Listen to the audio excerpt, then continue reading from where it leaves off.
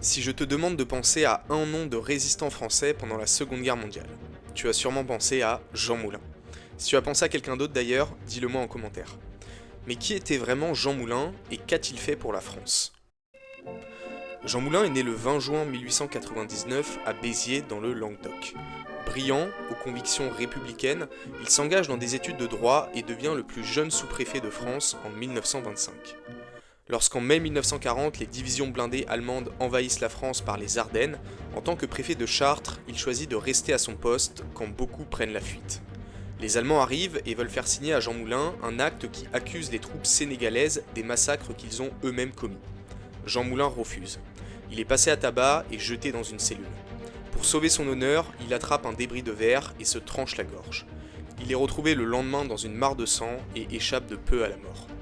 Il est alors relevé de ses fonctions par le gouvernement de Vichy et il se réfugie en zone sud sous la fausse identité de Joseph Mercier.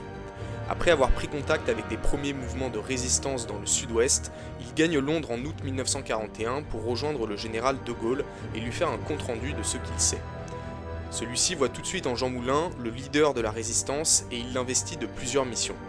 Aider les principaux mouvements de résistance à renforcer leurs forces paramilitaires, les rattacher sous les ordres de Londres et enfin tenter de les fédérer. Jean Moulin est parachuté en France sous le nom de code Rex et il fait preuve d'une persévérance exceptionnelle pour gagner la confiance des chefs de mouvement. Il réussit à convaincre les trois principaux chefs de mouvement de résistance de la zone sud, Henri Freinet de Combat, Emmanuel Dastier de Libération, Jean-Pierre Lévy de Franc-Tireur, de rassembler leurs forces militaires au sein d'une armée secrète. Il leur donne aussi de nouveaux moyens financiers. En février 1943, il revient à Londres où il est décoré par le général de Gaulle de la Croix de la Libération. Cette fois, les deux hommes décident d'aller encore plus loin. Il faut créer une seule organisation qui regroupe tous les mouvements, le Conseil national de la résistance, qui comprendra aussi des responsables politiques. Le CNR est véritablement l'embryon de la 4ème République. Il symbolise l'unité française auprès des Alliés et rend crédible le projet de la France libre. Le 27 mai 1943, Jean Moulin préside à Paris la première réunion du Conseil national de la résistance, qui regroupe la plupart des mouvements.